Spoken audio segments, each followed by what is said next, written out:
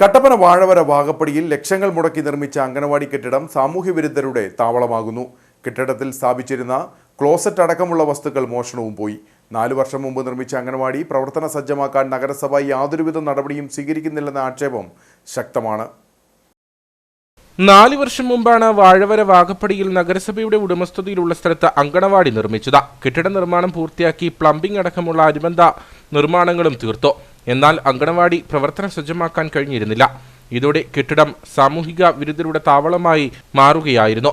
രാത്രിയാകുന്നതോടെ മദ്യപ സംഘത്തിന്റെ കേന്ദ്രമാവുകയാണ് ഇവിടം.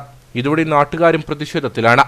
കട്ടപ്പന മുനിസിപ്പാലിറ്റിയുടെ 2 വർഷം മുമ്പ് ഫണ്ട് ഉപയോഗിച്ച് നിർമ്മിച്ച ഒരു അംഗൻവാടി കെട്ടിടമാണിത്. ഇപ്പോഴത്തെ അവസ്ഥയെന്ന് പറഞ്ഞാൽ ഇത് സാമൂഹിക വിരുദ്ധരുടെ ഒരു കേന്ദ്രമായി മാറിക്കൊണ്ടിരിക്കുന്നു. ഇവിടുത്തെ ഇതുണ്ട്, ഈ ലോക്കൊക്കെ തല്ലിപ്പൊളിച്ച് അകത്ത് കയറിയിട്ട് ഇതിൻ്റെ അകത്ത് സാധനങ്ങളൊക്കെ മോഷ്ടിച്ചുകൊണ്ട് പോയേക്കാണ്. കൂടാതെ ഇവിടെ എല്ലാം കൊണ്ട് മാലിന്യം ഇട്ടേക്കുന്നു, സമീപത്ത് കൊണ്ട് വേസ്റ്റുകൾ കത്തിച്ചേക്കുന്നു, അവിടുത്തെ പൈപ്പുകളെല്ലാം അടിച്ചു പൊട്ടിച്ചിട്ടേക്കുന്ന ഒരവസ്ഥയാണ്.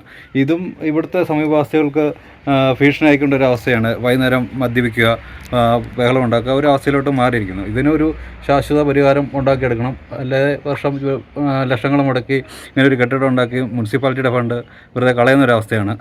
അപ്പം ഈ ഒരു സംവിധാനത്തിന് മുന്നോട്ട് പോയില്ലെങ്കിൽ ഈ പറഞ്ഞ പോലെ ഇതിൻ്റെ കൂടെ തന്നെ BJP ഈ പ്രശ്നവും ഗൗരവമായിട്ട് കണ്ട് നല്ല ഒരു ശക്തമായ സമരപരിപാടിയായിട്ട് മുന്നോട്ട് പോകുന്നതായിരിക്കും. മദ്യപ സംഘത്തിന് പുറമെ സാമൂഹിക വിരുദ്ധർ കെട്ടിടത്തിനുള്ളിലെ പല വസ്തുക്കളും മോഷ്ടിച്ചു കടത്തി.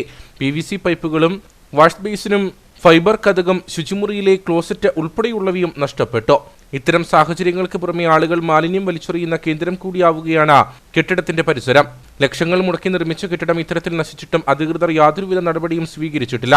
നിരവധി പരാതികൾ അറിയിച്ചിട്ടും മുഖം തിരിക്കുന്ന സമീപനമാണ് നഗരസഭയുടെ ഭാഗത്തു നിന്നും ഉണ്ടാകുന്നതെന്ന് BJP മണ്ഡലം ഭാരവാഹികൾ ആരോപിച്ചു.